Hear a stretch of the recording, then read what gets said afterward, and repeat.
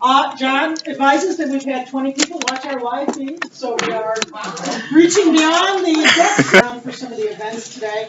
Let me introduce you to 3 graduate students from OU who have joined us. John around and introduced ourselves this morning. And then I'll introduce our commentator and offer some thoughts on Dan. So our first speaker will be Nat Zappia, who is going to talk to us about, because he also changed his title before the horse, Indigenous Food Systems in the Plains, 1300 to 1680. Our second speaker will be a name that I will pronounce badly, Nicole Sanfon, who will present a paper on kinships and buffalo chase, the genesis of 19th century Plains Métis hunting debates, and thank you for not changing. Our commentator on this session is Dan Swan, who many of you met yesterday at the library, at the museum. And Dan, thanks again. I heard raves about the tour. Dan Swan is a professor of anthropology and the curator of ethnology at the Sam Noble Museum of Natural History. He has 36 years' experience as a museum anthropologist. His research, exhibition, and museum experiences efforts focus on the expressive culture of Native North America and emphasize community collaboration and materialist orientation. So we'll have the 2 papers, and then we'll have comments from Dan, and then we'll have an opportunity for conversation. So Nat, you're up. Everybody, Nice to meet you. how's it going? Excellent. So appropriately enough, right after lunch, we get to talk a little bit about food. And I did change the title, but fellow title changer. But I'm happy to bring it back if we need to. I am still going to talk about stretching the temporal, spatial, and conceptual boundaries of indigenous foodways in the plains. So, and I know we're stretching time, so I'll cut some of my jokes out of the and I'm going to read an excerpt of from the chapter that you all had a chance to read. And just a quick note: the footnotes were like the wind, kind of, or not. As you noted, they're not part of the chapter I sent you, but rest assured they're there. The place markers are there, and just to give you a sense of some of the things I'm thinking about in terms of sources. Like when you're looking at material culture, ethnographies, oral histories, so a lot of those things you can see, and of course Spanish, as I start with the Spanish, early Spanish colonial chronicles. So a lot of these things that all of us use basically being interdisciplinary are part of the paper, and they'll show up like the wind in later iterations. So let me just I'll read from my script here. Like all the stories, I like to start with the date. Oh, by the way, here's my last joke.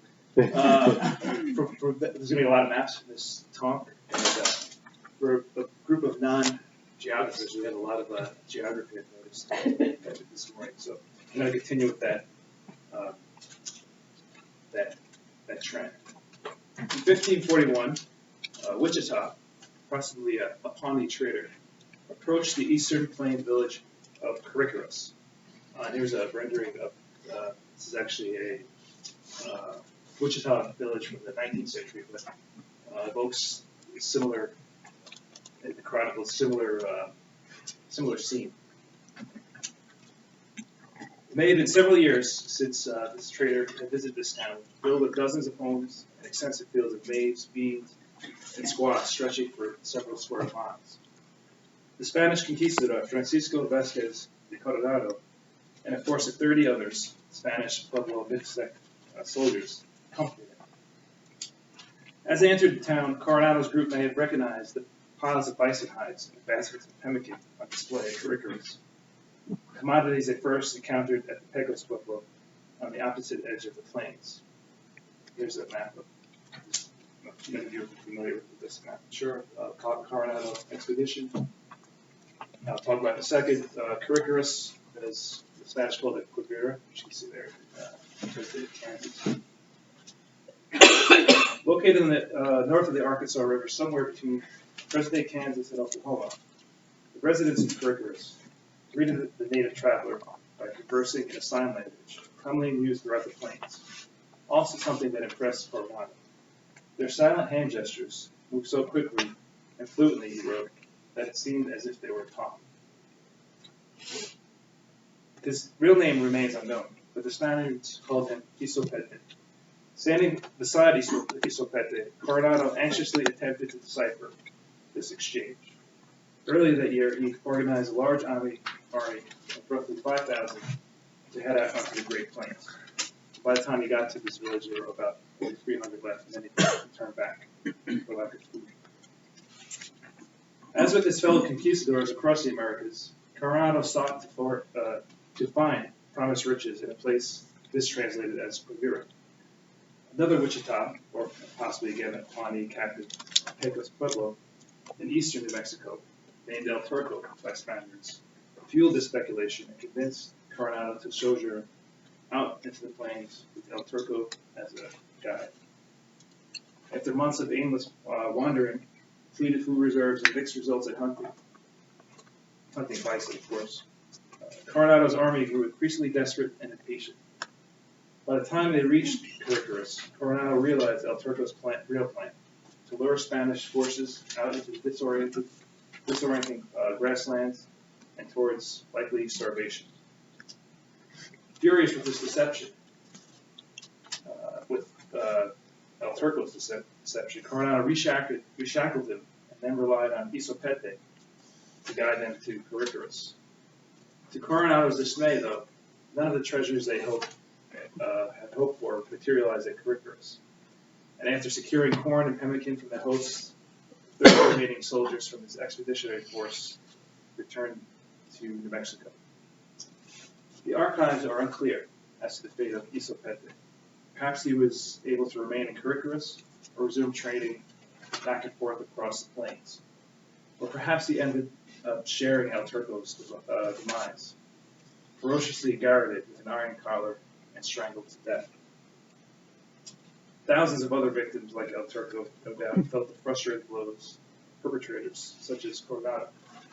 Such was the violence that crisscrossed this region, this borderland region during the early modern period. But the deceptive nature of the plains, seemingly empty, flat, populated, and bereft of valuable commodities, nonetheless, that's the Spanish, of course, nonetheless stymied Spanish efforts at colonial domination. Scholars have retraced Coronado's disastrous journey many times, devising new analyses along the way. The limitations of Spanish colonial domination, relative autonomy of indigenous captives, and of course the violence of borderlands slavery. These works have combed through numerous 16th century accounts of conquistadors obsessed with seizing gold and silver. But these colonial documents also reveal a remarkably productive and elaborate foodscape, not unlike the Mediterranean world that resonated with Spaniards. Thus, while Coronado complained about savages and the lack of any riches, he simultaneously remarked that Caricaris cultivated as he called it, the best land he had seen since his arrival in Mexico, and marveled at the plums, grapes, and mulberries reminiscent of Spain. One of Coronado's companions of the journey, Castañeda de Nájera, penned the most detailed account of this expedition. His writing frequented these productive landscapes of the plains. And I'm going to read an extended quote that one of these observations. Quivira is heavily populated. This land was seen to be very much like the land of Spain in regard to its types of plants and fruits. There are plums like the ones in Spain, grapes, walnuts, blackberries, rye, oats, oregano, flax, all in great quantity. In its environs, there are other very populous provincias with large numbers of people. Along this agricultural landscape, agricultural description, Nájera further offered a vivid account of bison processing, and I think this quote here is even more interesting. And this is what he wrote. Across these plains travel people in pursuit of bison, hunting and curing hides in order to take them to the settled areas during the winters. They dry their meat in the sun, cutting it thin like a sheet of paper. When it is dry, they grind it like flour in order to store it and to make porridge. To eat it, they throw a handful into a pot. The pot is filled because the meat swells up considerably. They cook it with lard, which they always try to render when they kill a bison. They emptied a large intestine and filled it with blood. They slung it around their necks in order to drink it when they were thirsty. When they have opened the stomachs of a bison, they press the chewed grass to the bottom and drink the juice that remains on top. They cut open the bison along the back and cut them apart at the joints, with a flint as large as a flinter, tied to a small stick. The speed with which they do this is something to see and observe. So this paper today in the chapter, which is based on a larger work, as I mentioned before, looking at indigenous food systems across the continent over the long durée, tries to look closely, a little more closely at indigenous history, underpinning the scenes by Nahara, Colorado, De Soto, other Spanish explorers. And it asks, what relationships, technologies, networks, and systems did El Turco wish to protect? And how might understanding indigenous food in the plains shed light on these networks?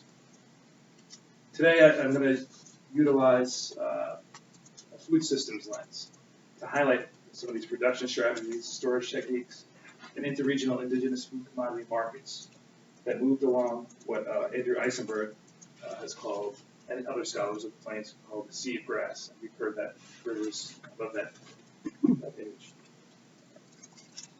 Further, by exploring the period before the horse, my new title for now, before the unleashing of the horse in the plains, and I'm looking at this chapter roughly, they're starting the Little Ice Age, actually going back during the medieval climatic anomaly, which I'll talk about in a second, the 10th century, through the early 16th and 17th centuries. This chapter also asks historians to engage in deeper and richer interdisciplinary methodologies that may better understand the importance of continental North American history during the early modern period. So just saying early American history is not enough to put the Americas in early modern history. And of course, I'm preaching to the choir here. To understand the period before the horse, we must remove, of course, the quote-unquote pre from prehistory. Fortunately, scholars of native North America have increasingly blurred these lines. That's this paper does so well. This idea of a pre and a post 1492. I love this map. Maybe some of you have seen this. Charles Mann, who wrote a book called 1491 and another book called 1493.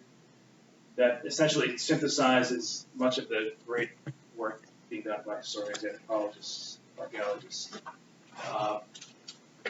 And of course, it shows you and this is a very incomplete map, but it really gives you a sense of the complexity, the overlapping foodscapes. We call it the humanized landscapes.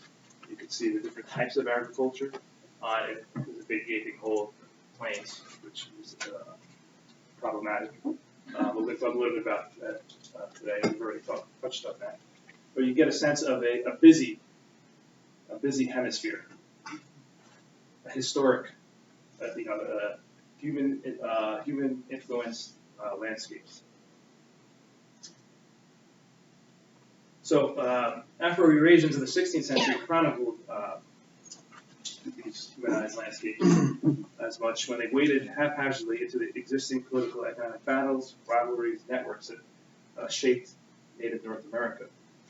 In recent years, more historians than ever have employed interdisciplinary methodologies and sources, long utilized, of course, by anthropologists, environmental scientists, to further understand earlier histories of the plains, as well, of course, also using material visual culture, oral history, ethnography.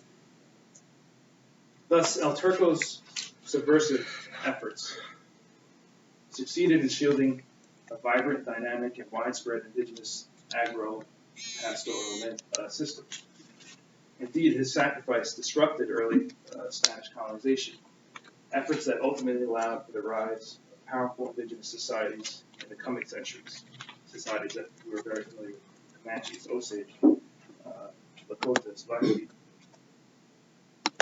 This indigenous network rested upon an equally dynamic food system that reached back at least 500 years, but also, and much farther, but the food system I'm talking about today reaches back at least 500 years before Coronado. And perhaps nowhere else as dramatically as its continental grasslands. Waxing and waning for over more than 4 centuries, these effects included the expansion of glaciers and winters in the northern hemisphere, extensive drought. I forgot to mention the onset of the Little Ice Age in the 14th century, which you can see here. This is a very crude, maybe you're probably familiar with this. You can see a global dip in temperatures starting in the early 14th century. Preceding that, you have this medieval warming period. So this climate pattern resulted in a global temperature dip that altered food systems across native North America, perhaps nowhere else as dramatically as its continental grasslands. So this led to the migration of people, plants, animals, sometimes resulting in what Gary Layton Anderson, many of us are familiar with him here, ethnogenesis, in the process of new indigenous cultures. Across the northern hemisphere, in places like Western Europe, North Africa, East Asia, cultivation acreage shrunk by as many as 25% as frost-free days crept further and further into spring and fall. Drought plagued already dry regions as well. Even more catastrophically, diseases like the plague swept across Afro-Eurasia, striking close to 30% of the population. In North America, the great urban centers suffered similar fates as maize harvests along the Mississippi River Valley experienced extensive and frequent flooding. At Chaco Canyon, Casas Grandes, the lower Colorado River farming centers in the southwest and the far west, drought inflicted maize production, leading to mass migrations. The plains, and particularly the southern plains, in relative contrast, hosted cooler and wetter conditions, nurturing grass and herbivore habitats. Bison herds grew and foraged in new pastures supported by the Little Ice Age, but also thanks to increased prescribed burning, pyrogenic landscapes. Just like map before, shows a little bit of that in California, but again, curiously not in the plains.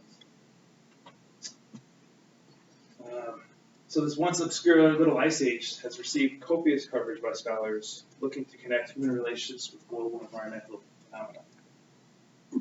In native North America, the Little Ice Age also provided extraordinary opportunities to innovate regional and continental food systems for all sorts of producers, traders, hunters, and foragers. This very dynamism that Coronado witnessed, and again, as the best hunters and farmers,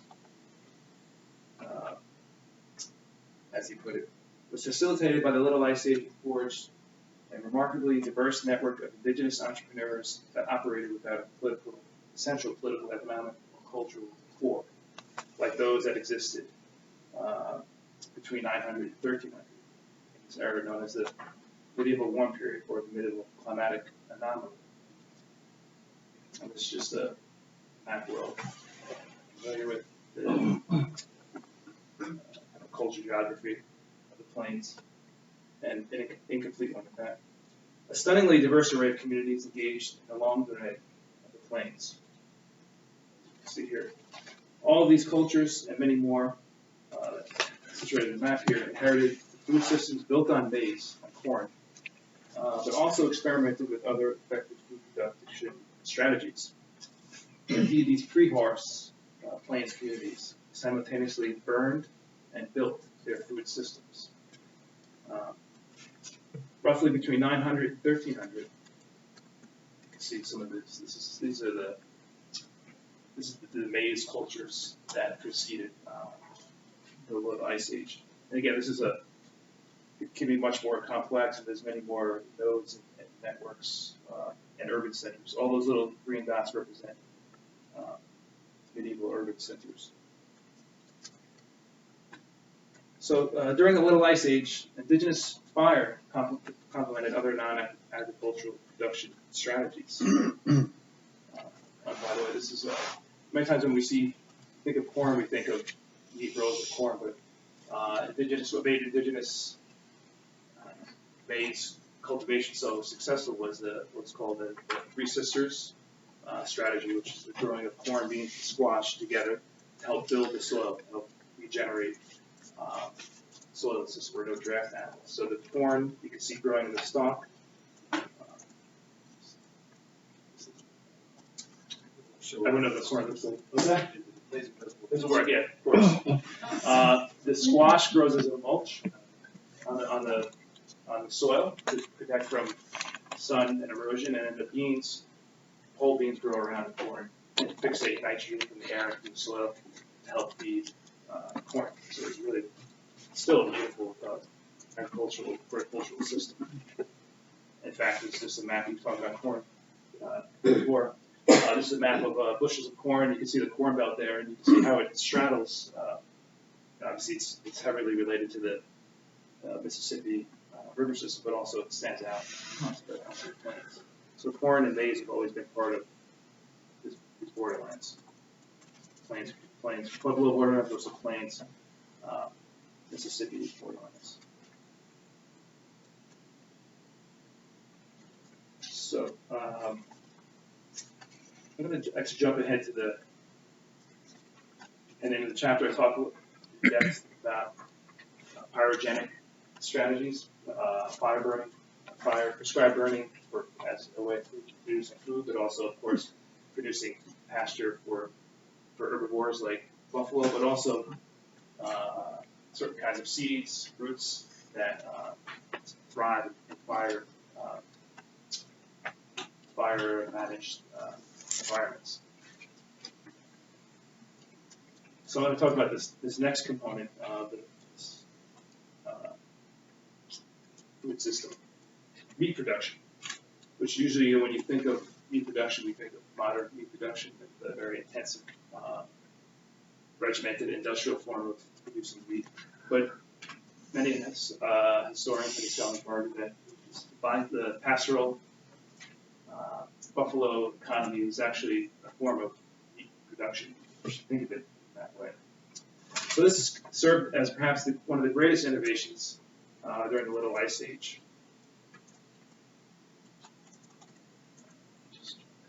Many are probably familiar with this famous painting from George Cantley. It's later in the 19th century. You can see, of course, the procurement of bison robes, but also all throughout the village there.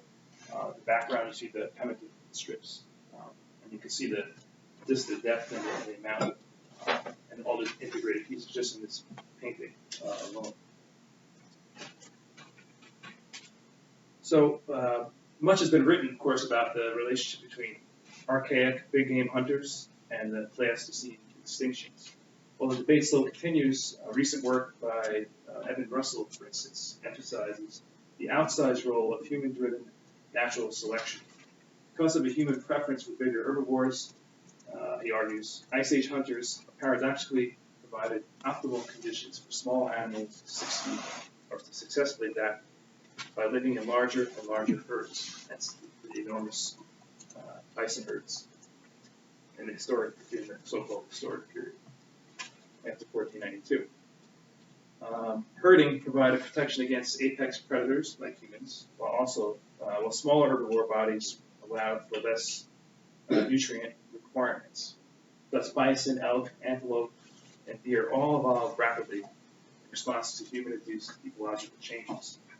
Both relying on grasses, herbivores, and humans further interacted as changes in climate affected by burning strategies, harvesting cycles, and growing seasons. And before I forget, it's important for us to also think about corn as a grass as well. It's a kind of grass, very different than some of the grass we think of, some of these species of grass that are found throughout the plains.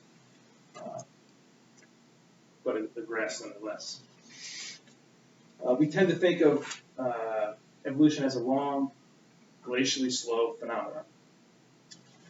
But modern day examples of rapid shifts in natural selection can happen in as many as 3 or 4 generations. The rapid ascension, for instance, of tuskless elephants in the past couple decades is the clearest example. With such shifts in rainfall and temperature variations, the delicate dance between humans, plants, and animals created new opportunities for innovation in food production. This mix of pyrogenic intervention, climate change, a shift away from river-centered maize, and the increased human migration to the prairie landscapes, all led to increased hunting and forms of herding of bison. As Naha and others witnessed in the 16th century, bison products across the spectrum provided fresh meat, preserved non-perishable calories in the form of pemmican, itself a multifaceted product, brilliantly detailed by George Copeland's. Hides, bones, and even dung further fueled interregional trade. Collectively then, burning, gathering, hunting, herding, fed a population of many tens of thousands, hundreds of thousands of people across the plains by the 16th century. This food system, though, also stimulated maize production on the edge of the plains, where what Dan Flores has called bison diplomacy fueled the rise of new cosmopolitan centers where burning and building coalesced. It's a great mapping. Gives you a sense of the, again, preaching to the choir right there. That's the nice thing about showing maps that we all know. See, it's one form or another. So by the time the Wichitas of Rigorous first encountered Coronado in the 16th century, the flat and expansive, relatively flat and expansive grasslands connecting every corner of the continent had undergone dramatic and sustained ecological transformations.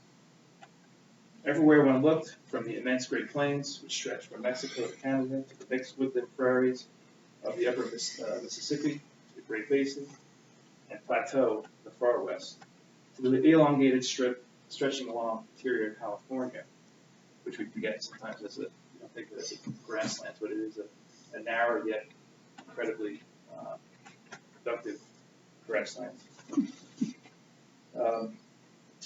Human communities, large and small, experimented with intensive food production strategies. Not unlike the expansion of maize frontiers that exploded along the edges of the plains during the 10th century, leading to urban centers like Cahokia, Toltec, Spiro, Chaco. So too did the trading centers of the Mandan, Hidatsa, Arikara, Dakota, Pawnee, Shoshone, Apache, and Kalispel push against old ecological boundaries. This map really does a great job of showing that you think of the plains as a cosmopolitan space, place that's, again, dynamic and different forms of trading, but also there's some overlapping patterns. Again, same with food production. What seemed like an endless barrier to impatient Spaniards in the 16th century proved to be a series of rapid and heavily trafficked roads linking the Mississippian with the Puebloan, the Caddoan with the Macab, and the Pawnees with both Atlantic and Pacific. Many of these networks, of course, existed and also thrived at points before and during the medieval warming period. These roads also funneled groups migrating between and away from urban centers that shrank during the Little Ice Age. Similarly, both time periods featured durable and most likely high status material objects, trading of those objects, such as turquoise, shells, baskets, textiles. But more than anything else, two staples, bison and maize, acted as primary commodities and in many ways a form of currency linking the plains. Alongside favorable weather conditions for this bison-dominated food system, the long winters of the Little Ice Age paradoxically intensified trade during the warmer months, as plains communities prioritized women-controlled bison processing and corn storage methods. Such an ecological paradox, harsh conditions leading to a proliferation of trade, also occurred simultaneously in other parts of the the continent. From the far west in the Mojave, the Mojave and Colorado deserts in particular. On the plains, several new trading hotspots emerged. The Mandan trading complex, which was, of course, on that beautiful label we showed before. So the Mandan was the northeastern hub of this trading network. At the southern edge sat the Catalan and Humano villages that linked trade further into the Aztec periphery of Mexico. More than 1,000 miles directly to the west sat the major trading hubs of Pecos and Zuni, themselves satellites to the Corazones trading center that connected central Mexico, as well as the terminal point for Mojave traders bringing coastal California trade. Directly 1,000 miles north sat the Shoshone rendezvous. You can see here on the map. It is from here that the Comanche Empire would emerge 2 centuries later, after the Pueblo uprising of 1680. And the Comanche Empire is a phrase, of course, coined by Pecos.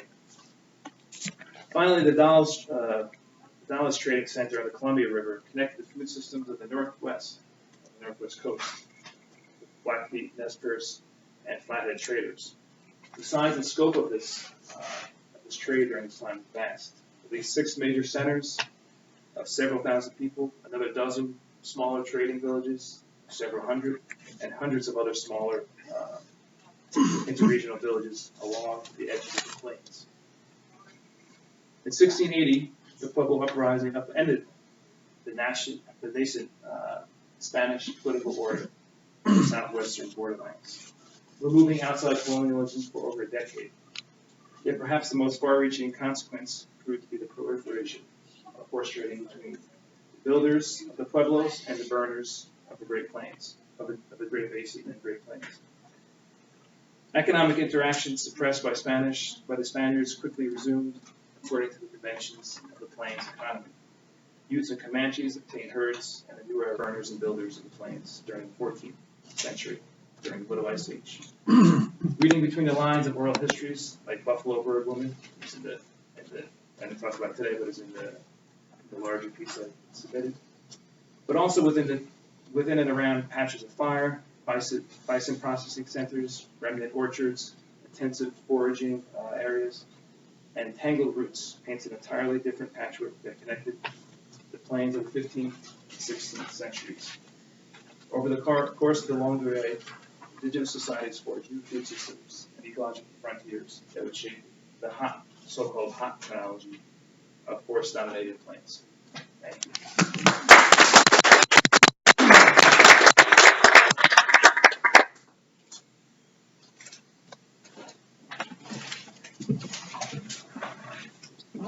Down on the duties.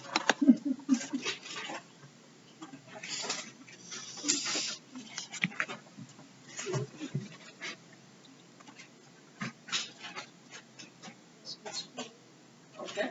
That's good. Yeah, it doesn't work very well. It works on that screen. Okay. Thank you. First, I'd like to acknowledge I have an invisible friend with me, a colleague, Brenda McDougall, with whom I researched these papers, and we've been working together for about 7 years, so she's not here, but her voice will come through in this paper. And I'd also like to acknowledge the financial support of INAC, the Indian and Northern Affairs of Canada Department. They've become very interested in our research as the present-day Métis gain in political presence. The federal government has become increasingly concerned with this tidal wave of Métis people demanding rights and winning court cases, several Supreme Court cases, which is great for me because they keep throwing money at us to try to understand this phenomenon.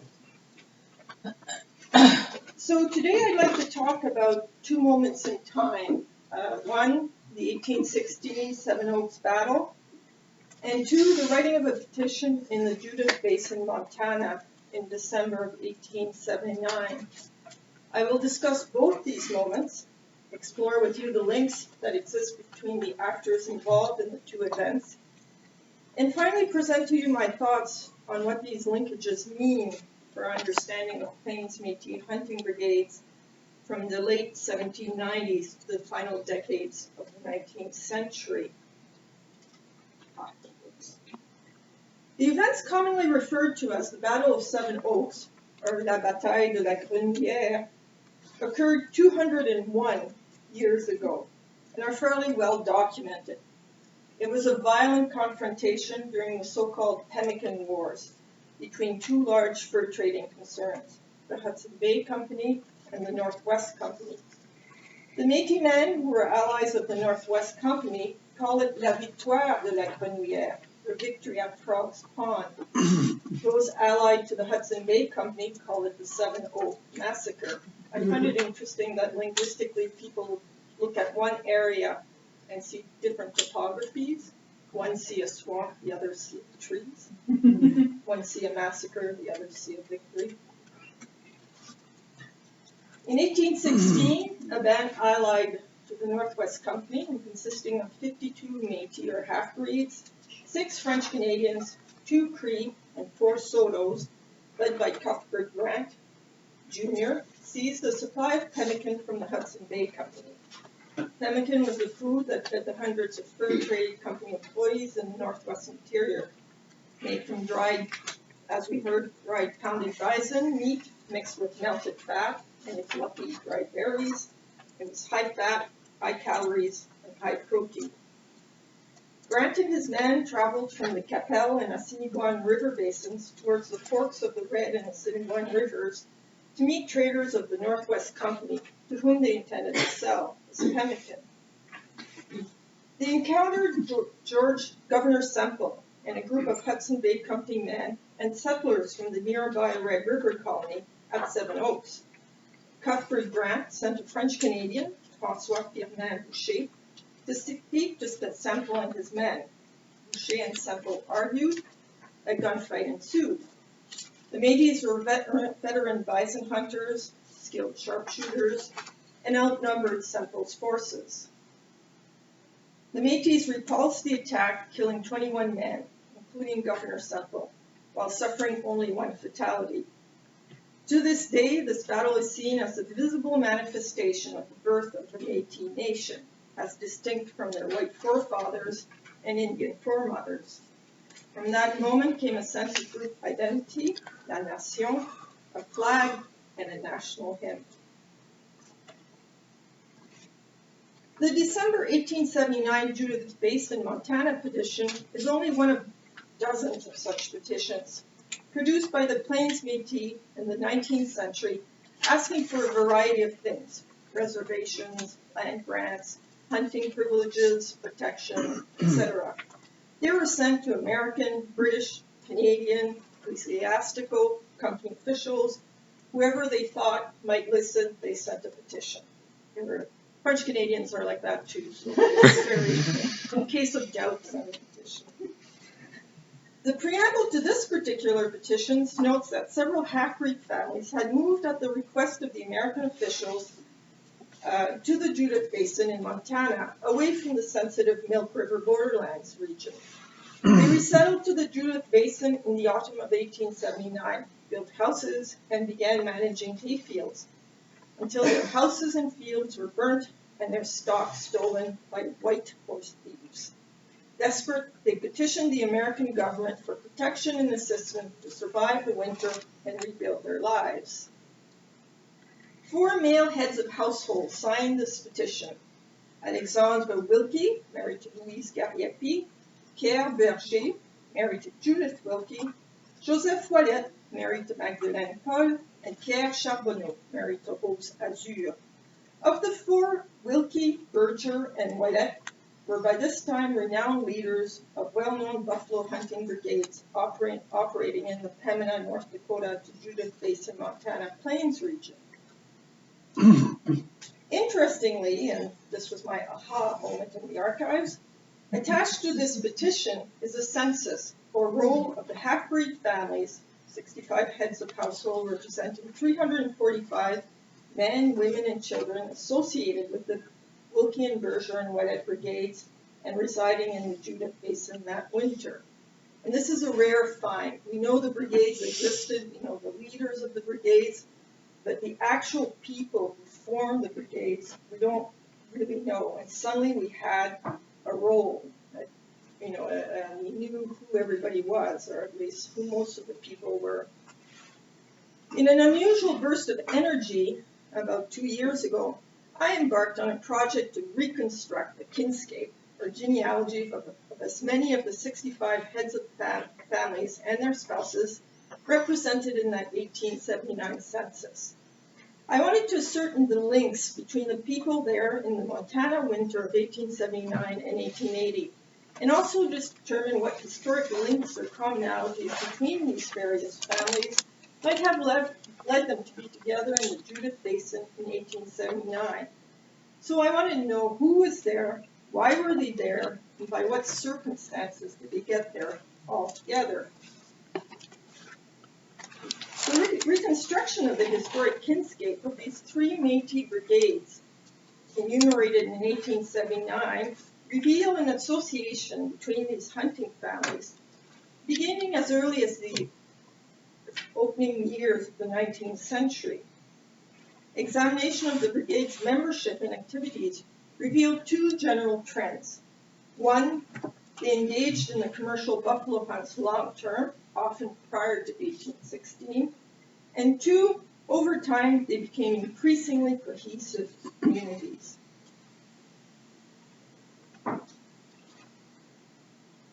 An analysis of the genealogies of the members of these hunting families listed in 1879 Judith Basin census revealed that the male progenitors of the foundation families were overwhelmingly linked to the Montreal Northwest Company, unsurprisingly. But also crucially, that these male ancestors were fairly equally divided between 1, fur trade employment in the Fort des Prairies, Edmonton, Alberta region, that's the green one on the top. 2, working in the Red River Valley, Pembina region, that's the square in red. And 3, laboring, often as bison hunters, in what was historically the Northwest Company's Upper Red River district. After the 1821 merger of the two warring fur trade companies, the Hudson Bay and Northwest Company, men and their families, being redundant, were encouraged to relocate at the Red River Colony, present-day Winnipeg, Manitoba, at the eastern edge of the Great Plains. Those coming in from the Saskatchewan district, or up from Pembina, North Dakota, or down from the upper Assiniboine Basin, were encouraged by company officials to congregate on the shores of the Assiniboine Red River in what was called the White Horse Plain, the Yellow Square, subsequently renamed Saint François-Xavier Parish, on the western outskirts of the colony. They didn't quite trust these guys, so they kind of pushed them away towards the White Horse Plains. And there, in the 2 generations following the Battle of 1816 and the amalgamation of 1821, we see an interesting merger of familial and clan interests occurring, leading to the coalescing of a highly specialized, well-connected commercial bison hunting population, perfectly equipped to spread, or more accurately respread, out across the northern plain in search of the bison herds. From obsessively reconstructing the genealogies of the 1870 Judith Basin petitioners, I determined that within the foundational generation of the men that could be tracked, 17 of the men had worked for the Northwest Company in the North Saskatchewan Fort Edmonton area at the western edge of the Great Plains, men with surnames such as Bellegarde, Berger, Dumont, and Welsh. 12 Northwest Company employees were based in the heart of the Great Plains in the Upper Assiniboine and Qu'Appelle River Basin trading forts. They bore the surnames of Azur, Gariepi, Poitras, and 7 labored in the actual Red River Valley, often from the Pembina, North Dakota region. They had names like Rainville, Trottier, Wilkie. In short, all the who's who surnames of the big bison hunting Plains Métis clans are captured within the ancestral Northwest Company employee generation. for our Judith Basin petitioners. An ancestral generation with its triple work and origin, Fort Edmonton, Upper Assiniboine Valley, and the Red River Valley, covering the breadth of the northern Great Plains. Interestingly, of the 36 traceable male petition family ancestors, fully 12, a third, are Seven Oaks battle veterans, largely from the Assiniboine and Qu'Appelle River basins, so from the center region of the northern Great Plains. Clearly, this core group of men participating in the Seven Oaks battle was one of the ancestral linchpins of full-time bison hunting brigades that solidified after 1816, and a linchpin that through subsequent strategic marital alliances triangulated with first the old Pembina and North Dakota families, and two, the far western Edmonton families. Not only do you have strategic alliances of the children of men familiar with three different bison hunting regions of the Great Plains, but with them came the alliances acquired through their native wives. Those foundational First Nation women, whose tribal affiliations I could ascertain, 14 are described as being Saulteaux, Chippewa, 8 are Assiniboine, 2 are Cree, 2 are Sioux, and interestingly, 2 are labeled Gros women, and a further 2 are described as Blackfoot, allowing these brigades an in into the Blackfoot territory. Marital alliances with these tribal groups by the first generation of company employees in part reflect geographical distribution of these northern plain tribes and the presence of trade posts, obviously, within these particular territories. But more importantly, the dominant connection of these commercial bison hunting brigades to the Chippewa, Saulteaux, Assiniboine, and Cree indicate an emergent association of these particular Métis families with the Iron Alliance, the Nahiaquah Confederacy of Descendants. I argue that the marital alliance between the fur trade employees and the women of the Nahiaquah Confederacy in turn forged a space for their descendants, the Métis buffalo hunters who actively pursued the bison over a very large swath of the northern plains right into the Judith Basin in 1879. My students went berserk with this one. So. A concrete example of these strategic marital and clan alliances can be shown here using the example of the well-known Wilkie and Berger family. The first of the 4 men to sign the petition was the famed brigade leader Alexandre Wilkie Jr. in the blue box, and his Chippewa, the grandson of the Northwest Company Scottish clerk, Alexander Wilkie Sr., and his Chippewa soldier wife. Alexandre Wilkie Jr. was the son of the 1850 Pembina community chief Jean-Baptiste Wilkie and his wife Amab Azur, daughter of Pierre Azur and Marguerite Assiniboine, and granddaughter of Northwest Company Assiniboine River Basin guide Joseph Azur and his native wife Lisette. Amab's father, Pierre Azur, was also the great-uncle of Rose Azur, wife of the fellow petition signer Pierre Charbonneau. 2 of Alexander's sisters would marry 2 Fleury family brothers, the sons of Northwest Company French-Canadian voyageurs, Louis Fleury and his Gaunt wife Joseph, and at least one of them would follow them into the Judith Basin. In 1852, her petition signer Alexandre Wilkie married in the Pembina region Louise Gariepi. She was the daughter of a Lower Red River employee in 1816 Seven Oaks battle veteran François Gariepi and his wife Louise Gadu. The Wilkie and the Azurs had deep roots in the Central Plains. The Azur emerged from the Upper Assiniboine River Basin trade, and the Wilkie's paternal ancestor, Alexander Wilkie, the eldest, had worked out of the Red River Valley, the Pembina area, Northwest Company Coast, and married a Chippewa woman. Our petition signer Alexandre Jr.'s father, Jean-Baptiste, had a long history of political and military leadership. He had been one of the signatories to a letter sent to the governor of Assiniboia in 1845, openly contesting the right of the Hudson Bay Company to impose a trade monopoly. Jean-Baptiste Wilkie was also one of the leaders of the famed 1848 O'Brien-Cooley battle in what is now Olga, North Dakota, between Métis hunters and the Sioux, where the Métis were successful. And in 1859 and 1861, he helped negotiate treaties between the Métis and the Sioux to regulate peaceful access to the bison herd.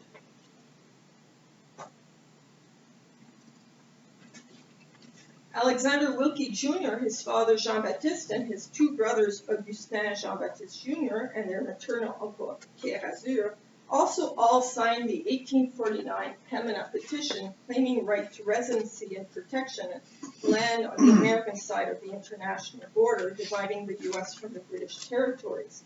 Jean-Baptiste Wilkie Sr. was listed as one of the 9 men presented to U.S.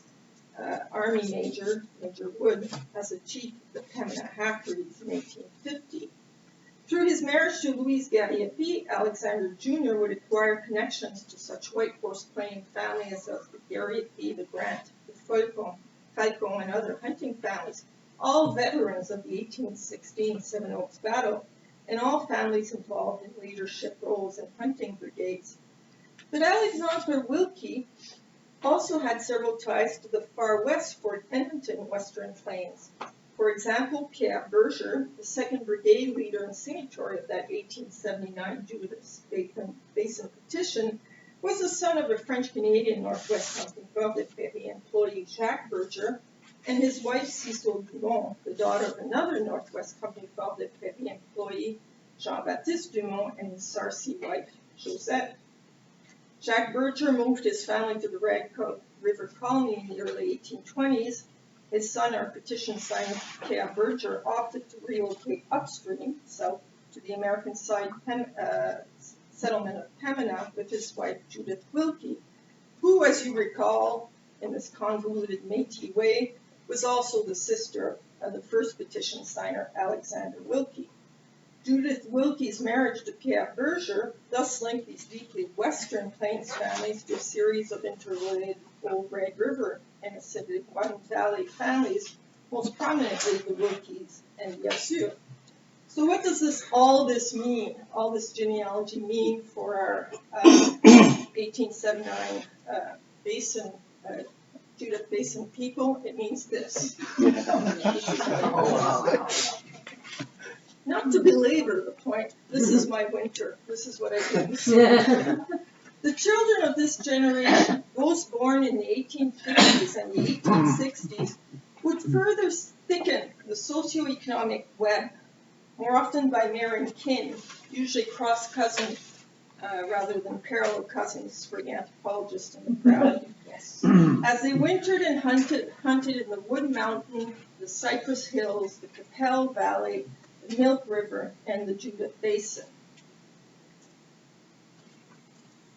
When we look at the history of the families from that 1879 petition, it becomes apparent their connection to a cluster of founding families from across the Great Plains is more important and influential than previous scholarship accounted for. These families were residing for a time at least at the White Horse Plains, the Red River Colony, formed the mobile core of La Nation, as they referred to themselves, a densely interconnected set of Métis families. The Bison Hunting Brigade links via kinship and marital alliances to early Central and Western Plain communities, along with their various maternal Indian ancestries connecting them to the Iron Alliance tribe, are key, I believe, to understanding their multi-generation successful survival strategies. Discussing the Comanche bison hunters, the Southern Plain environmental historian Dan Flores argued, and I quote, "The Comanches exploited the available thermodynamic energy streaming from the sun more totally and more directly than anyone else ever had. In so doing, they were digging themselves into a narrow ecological groove, but as long as the herds lasted, it was a potent groove indeed, and the herds were enormous." The same can be said of the Northern Plains Métis bison hunter. From an initial carving out of a living space, a working space, one affirmed at Seven Oaks in 1816, to through decades of strategic marital choices, treaty making, petition writing, military confrontation, be it with the Sioux, the Canadian government, and anybody else they could fight, and of course, especially commercial bison hunting, this colorful kinscape, this thick web of families were very much the lords of the Northern Plains. Thank you.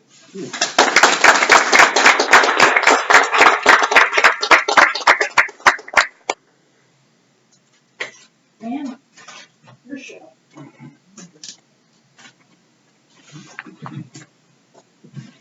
I'd like to say good afternoon. I met many of you on the tour yesterday at the museum. A little bit of background so you know who I am and sort of the frame that I'm coming from. I'm, as Kathleen introduced me, I'm a cultural anthropologist. I took a degree here 40 years ago, and as careers will go sometimes, I've come full circle. I left Oklahoma numerous times. It kept pulling me back, so I've given up. I'm here until it's over, perhaps in many ways. General comments. I'm overjoyed by these papers. My discipline, for those of you who are fortunately unaware of the vicissitudes of anthropology, we feel the necessity to completely deconstruct and revamp and rethink our discipline every decade.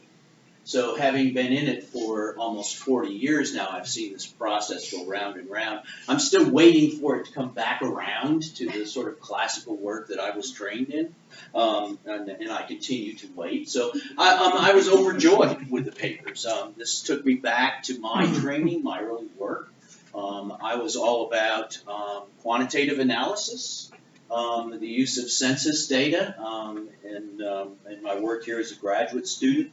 But more importantly, adaptations, and particularly looking at the social units that are engaged in production, exchange, and consumption.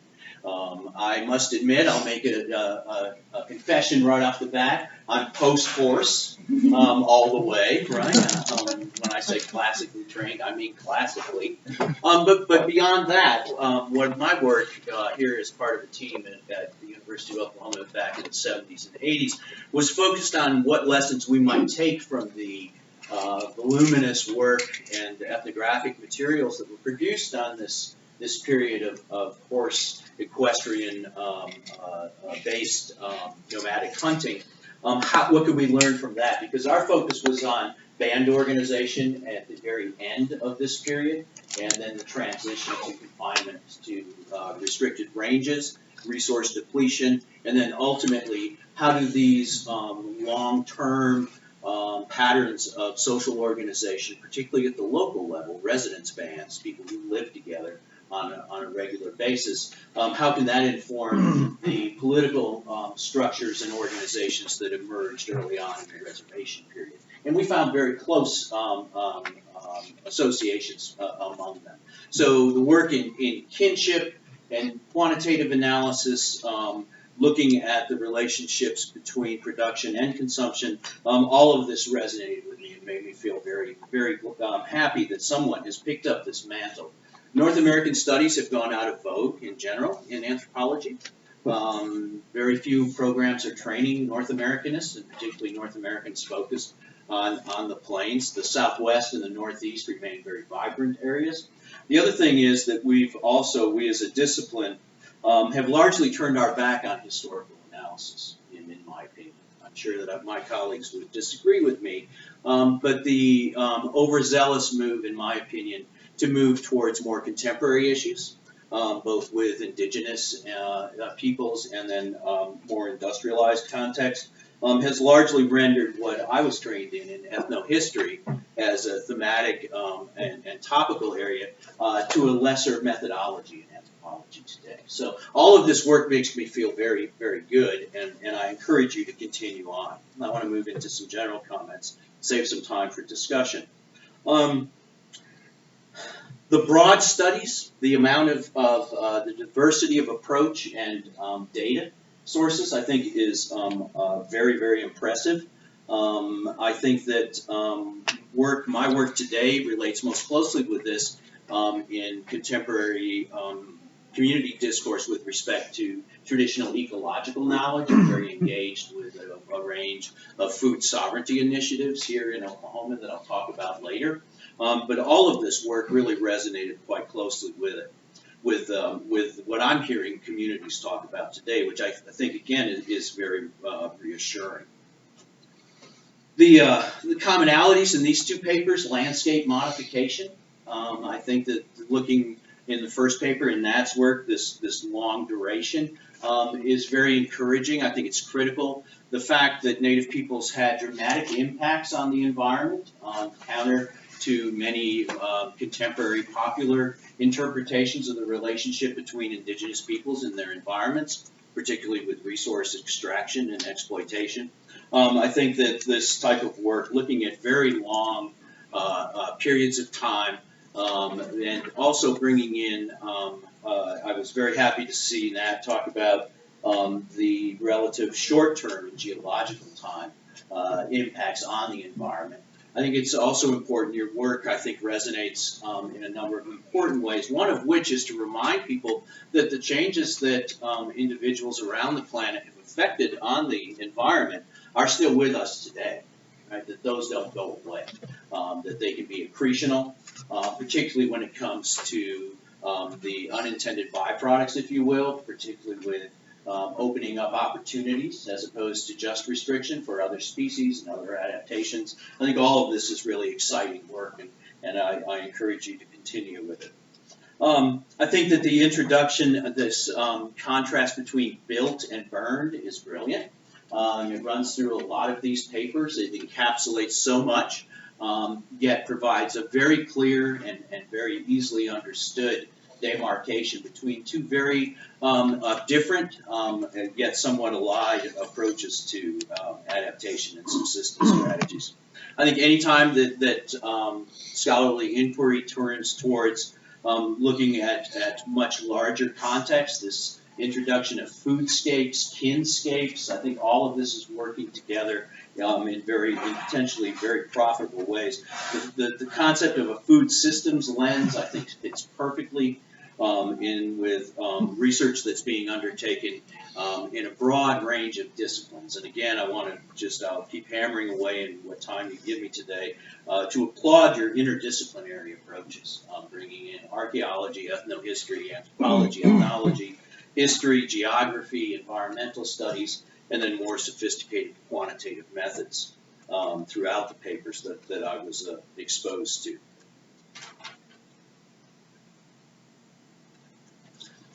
With Nat, pre-horse, yes.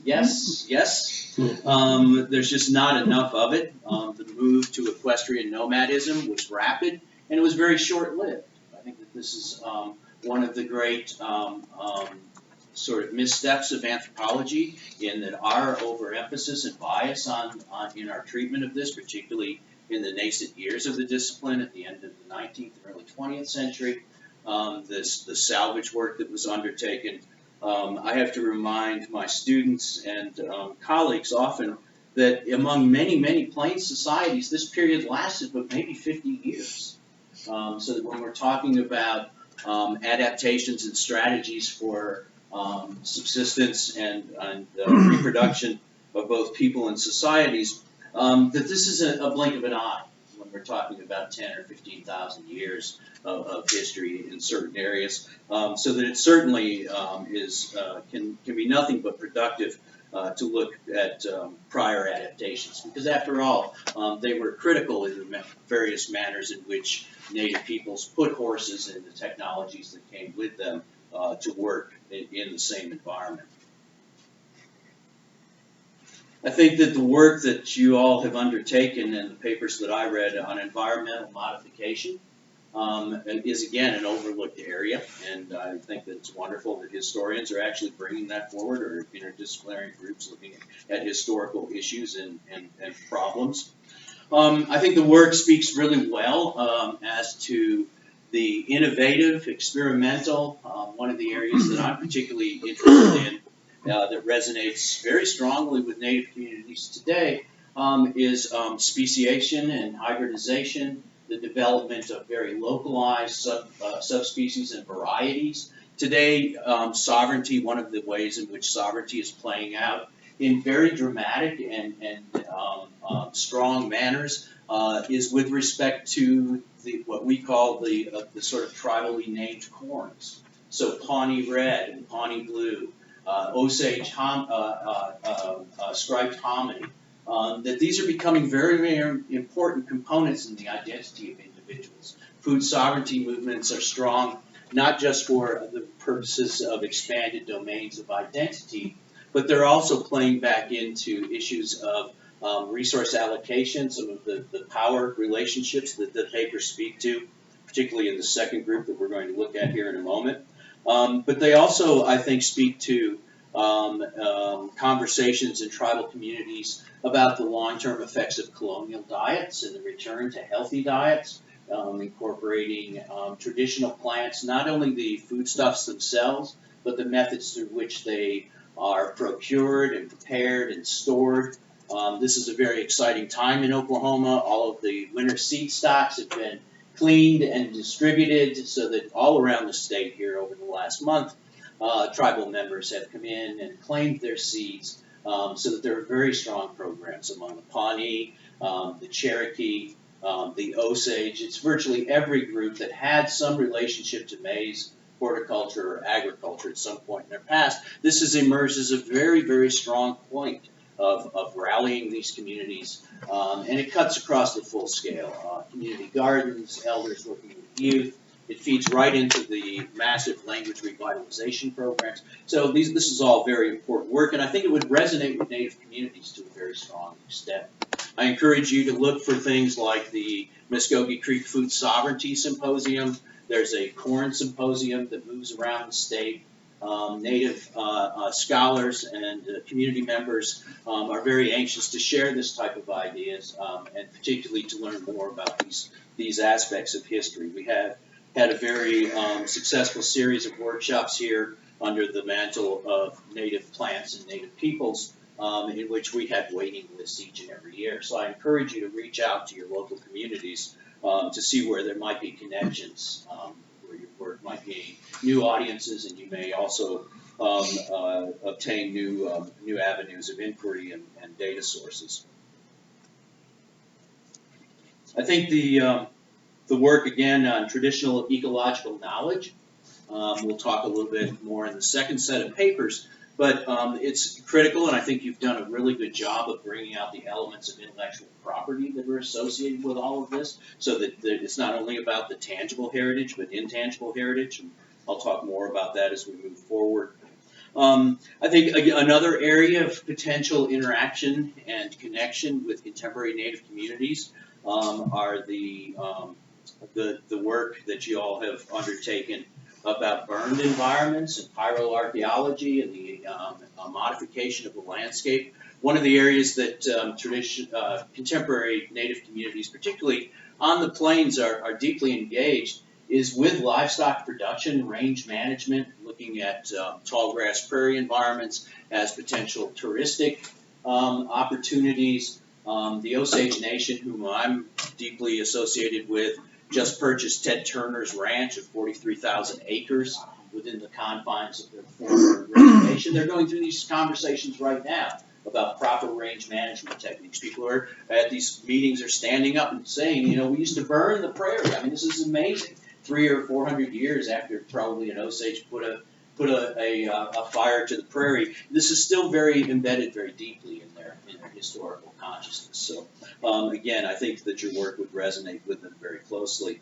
With Nicole, the work with respect to marrying landscapes with kinscapes, I think is really quite remarkable. I think when you said that it was cross-cousin marriage, I mean, the hair stood up on the back of my neck, right? So for at least one anthropologist in the crowd, that's very, very exciting. I mean, this is brand new. This has not been turned up. I've been a fan of Métis studies for a very long time.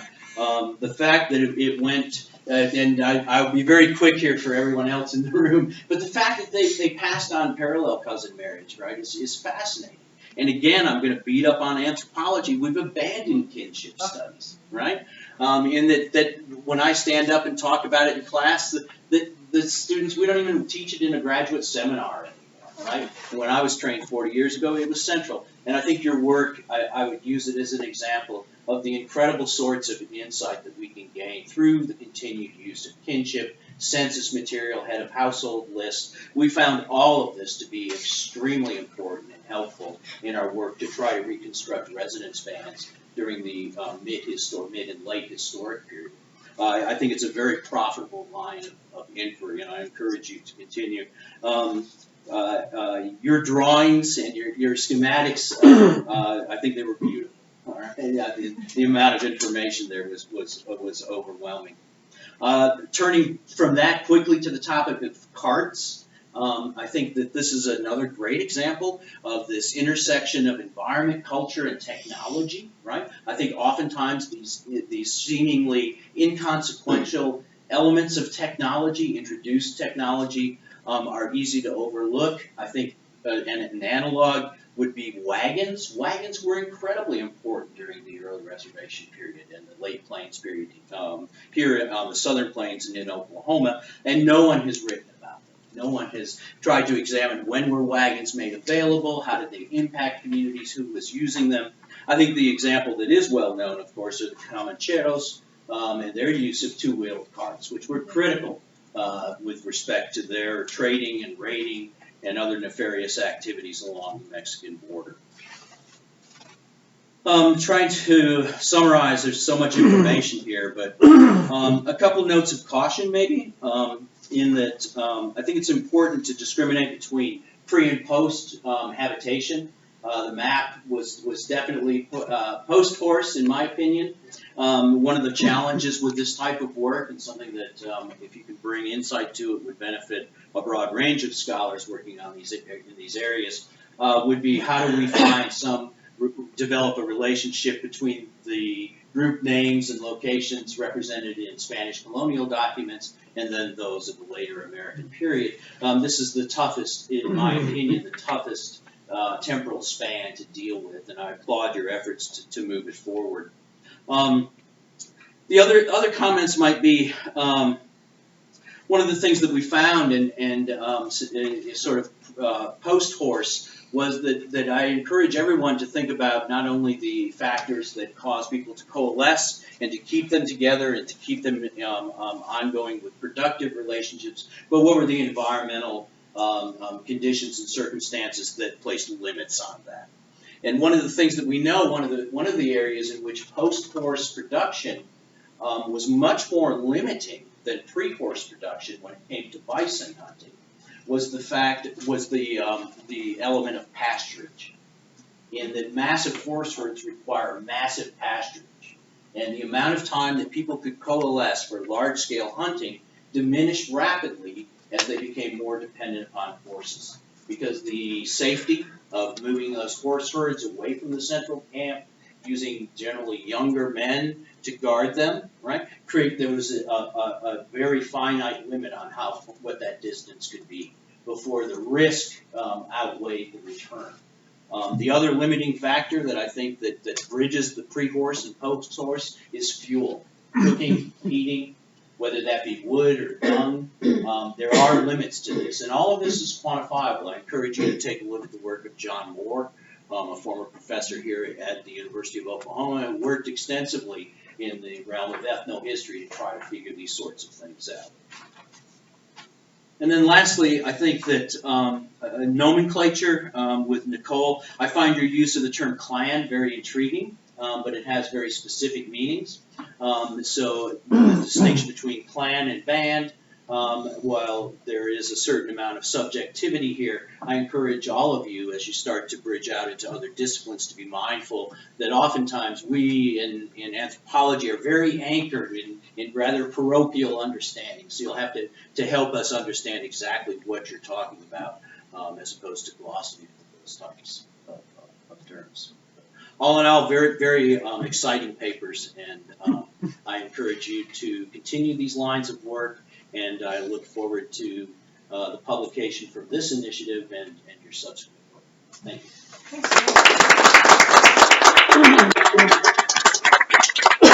Thanks. questions for Nicole, Nat, and Dan, if anyone has questions.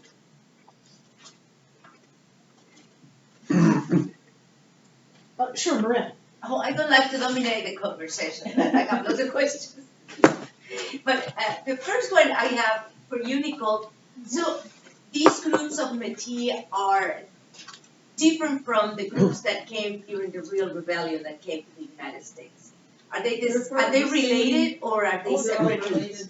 No? They're all related. Oh, they are all related. Yeah, they're all Okay. like this. All right. Yeah, because all of the last names That's why they went that I, down, that's why they went down, because they had kin there. because the first thing I noticed is it was probably 1870. That was after the Baker massacre. So the Blackfoot would not have been anywhere near the Judith Basin. You know? Oh, no. Exactly. It would be much farther west. west. That Yeah. group of Métis had been at the cow, they had been in the Yeah. White Farm, they had been. Okay. So the only name that I recognized in your charts is the Laframboise, or Laframboise, however you pronounce that, is the only name that appears in the Blackfeet Indian Reservation. They're the same, yeah. Exactly, Yeah. but of the people, of the Cree refugees that they took on at the beginning of the 20th century, that was the only name I recognized. The other ones, at least the ones I could read down the classes, I didn't recognize. But I would love to see in detail that big chart that you have of the connections, to see if I recognize more names there.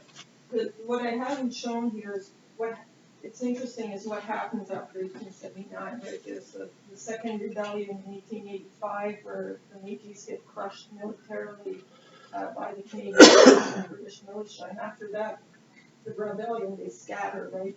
But where they go is where kin are, so they go back down. And one thing I wanted to do is to see if they can continue. Early indications show that in fact the brigades managed to maintain themselves. They were refugees, but they managed to maintain their core cohesion for at least one more generation after that. And then, things get too hard. But even post-bison, this structure, cross-cousin marriage, continues for at least another generation. And you find these descendants of these people on reserves in Montana and all over the West now. They went to their kin, and they went to their own kin to try to hunker down and hide a bit. So, George, please. I had a question for Nate and Nicole, but I'll ask Nate his opinion here. I loved your paper, and what made me think of Neil Salisbury's classic article, His Old World and American Quarterly, and where he talks about this era, or this pre-European era, being fundamentally characterized by exchange. A lot of the emphasis is on trade, which you mentioned in your paper, but exchange can also be intensive as well as extensive, and it can be related also to one's relationship locally. And I wonder if you could comment on whether, in addition to the extensive trade and exchanges of food through the food system, whether you have a sense too that this is a remarkable period for more intensive relationships with local environment or with the environment larger sense. Yes, that's a great question. And this work that I presented today builds on earlier study that was in Colorado River Basin and looked exactly what you said. Kin-based networks of labor exchange, material cultural exchange through locally defined patterns of visual culture, of agricultural practices. So yes, I think all of these food systems themselves are embedded, and that's part of the revisions. So grateful for these kinds of workshops because you can go back and add that. So I think the food systems are based in these locally defined cultural, geographical relationships. You see the same thing with currency, for instance. So Shelby currency traded throughout the Southwest, Far West, and you see this both in economic an economic exchange, but also primarily based in these cultural, some things that are local, but also that transcend the local as well. So I think what defines this period is because of the environmental changes, you have many more migrations, you have a lot more indigenous captivity networks that are mixing things up. Things that are akin to gendered labor landscapes, for seed dispersal and material culture dispersal. So all the things are going hand in hand. So I'll just throw out more stuff that research I have.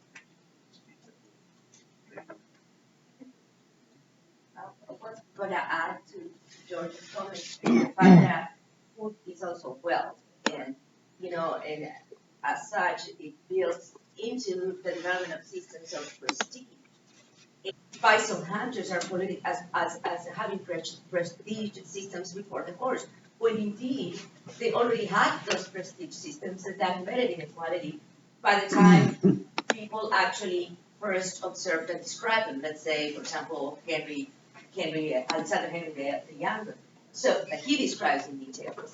So that part of food as well, and then trade also as the complement, the means to get wealth.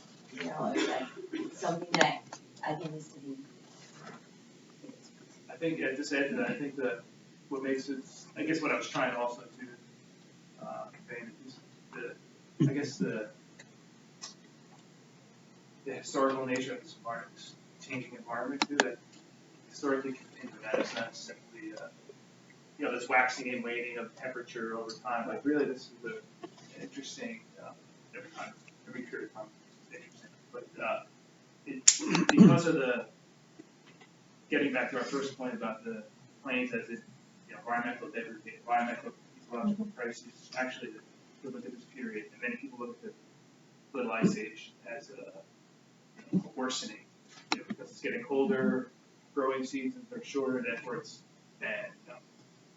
You can actually look at the documentaries, and you see that not just in the plains, but in other parts of the continent, because of the Little Ice Age, because of this change in temperature, you actually have more connections because of the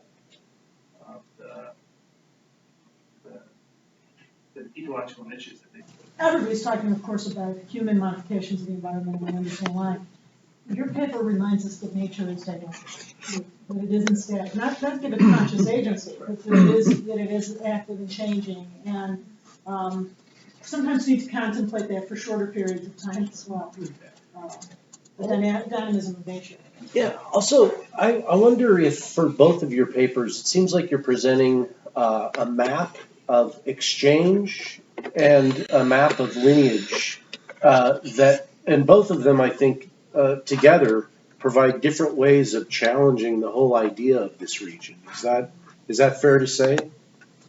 That was my intent, was to try to show that to the Métis, certainly the whole swath of the Métis are there where they hunted and where they lived. Our history in Canada has tended to, as a lot of places, you study settled communities, right? So you'd see these people coming in, you talked about them, and then they'd leave, and you lost them. So you have to redefine the analysis to follow these people. Mm-hmm. So that's what we've been trying to do through flying mission records, priests following, trying to see where they are, what they're doing, when, and that's when you can start reconstructing that. In fact, they fully employed all of the northern plains from Red River to the foothills of the Rockies. Where there was, the only limitation was bison.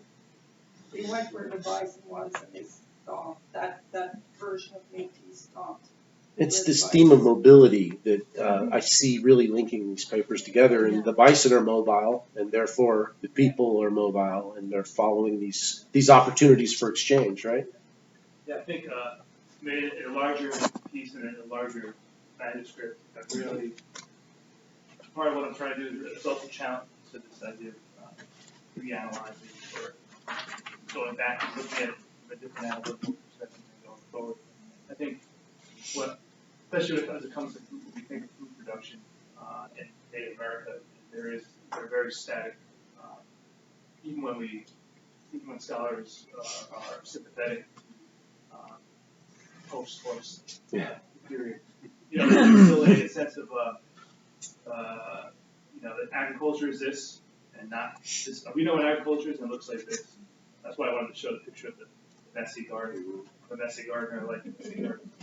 But my other garden friends would look at my garden and say, what is that? That's a mess. That's not effective. That's not efficient. And actually, plenty of studies show that quote unquote messy gardening, biodynamic gardening, biodynamic farming, which is what many native producers are doing in different ways, is actually more efficient, nutrient density, caloric intake, et cetera, et cetera. So much of what I'm really thinking about, and again, like Dan was saying, a lot of indigenous groups today are engaged in sovereignty issues around this. They take the intellectual property and not only to claim it and practice it as they always have, but also to show that history to policymakers, to farmers, to folks who are engaged in environmental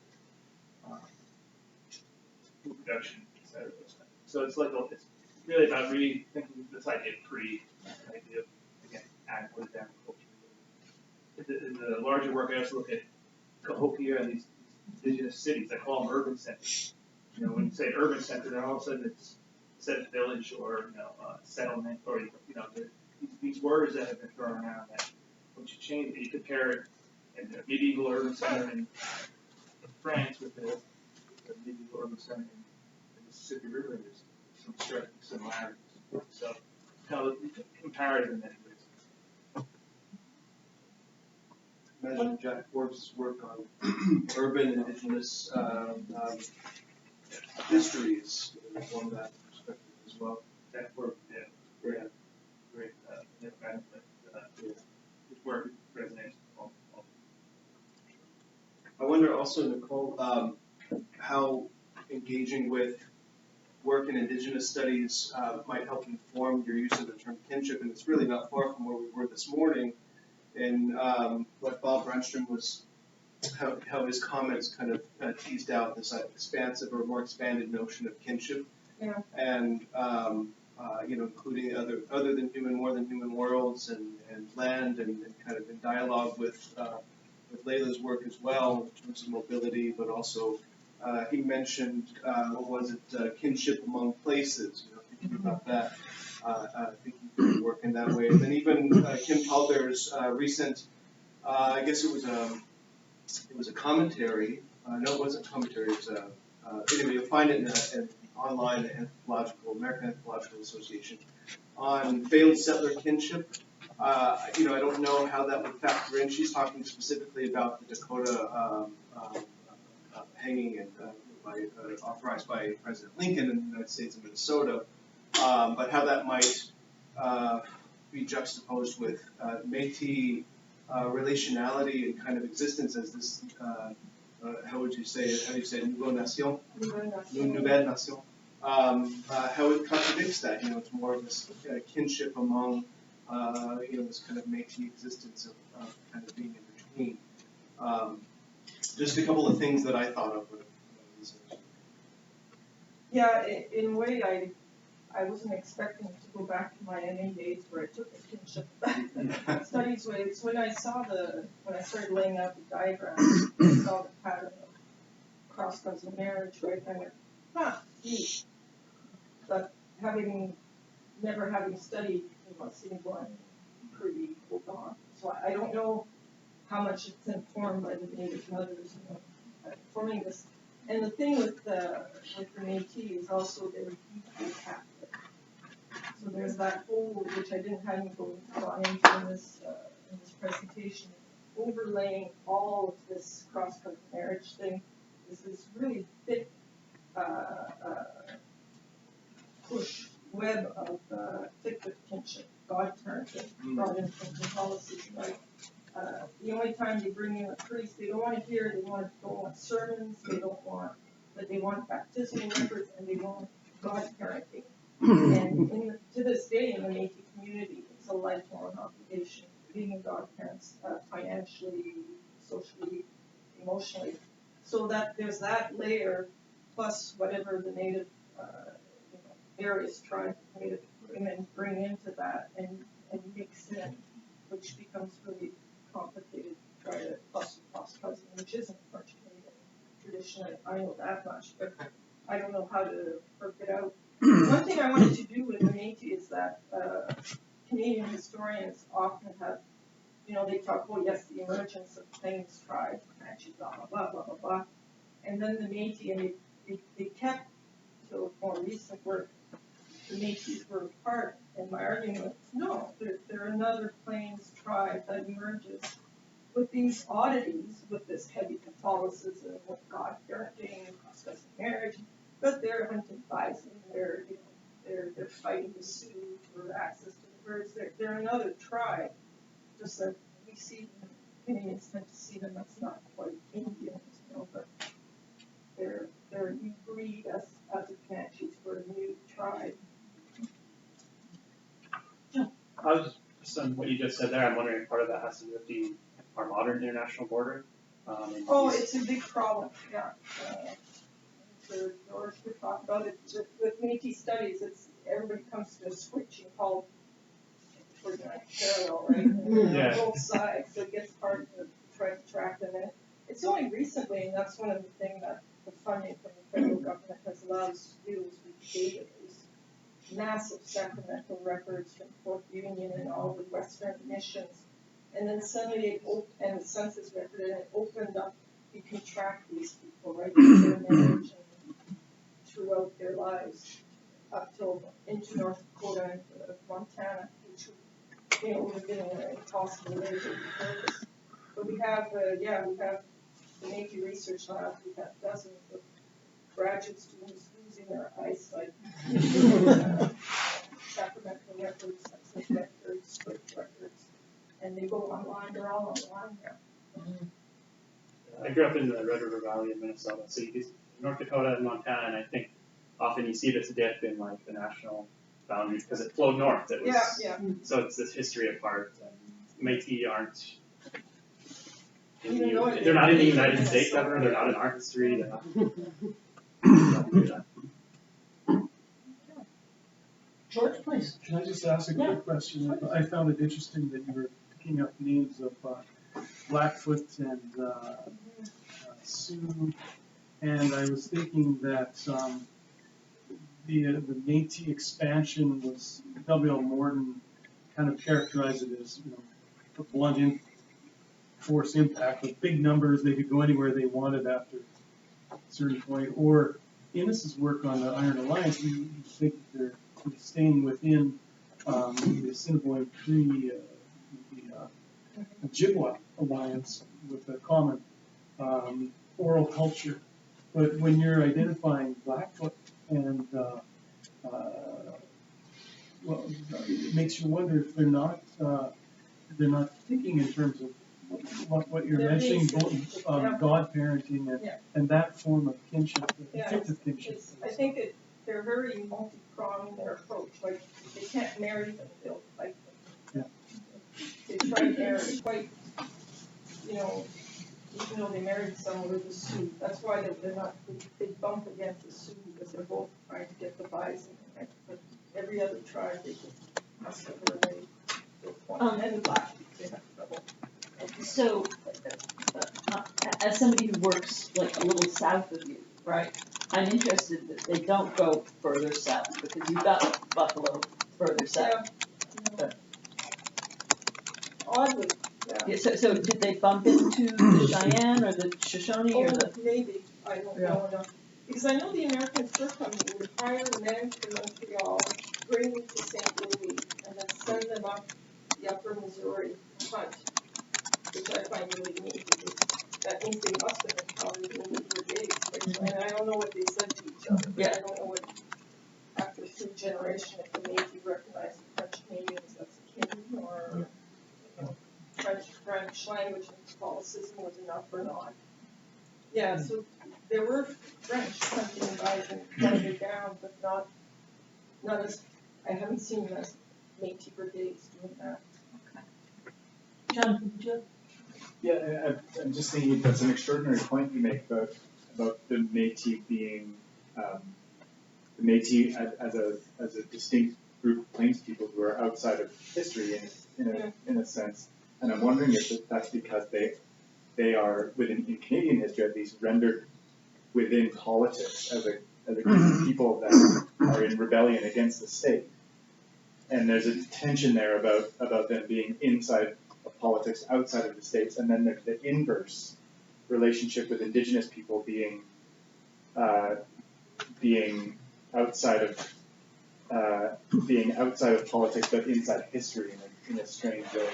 Yeah, it's quite strategic, right? They won major battles to be considered native, like they're in the charter, and the charter right now is a native group. But on the other hand, they don't get along with Indians, right? They fight politically with each other. And they'll play that game of saying, well, we know how to play the game. The first rebellion in Red River, the Métis created the only native province in the history of North America, right? Manitoba was created by a Métis group, so they're political Catholic players, but then suddenly they go the other way and say that we're natives, right? So nobody knows quite what to do, but right now everybody's very concerned because they're rather successful in what they're doing in terms of affirming their rights. All right, why don't we go ahead and we'll take a break until 3:30.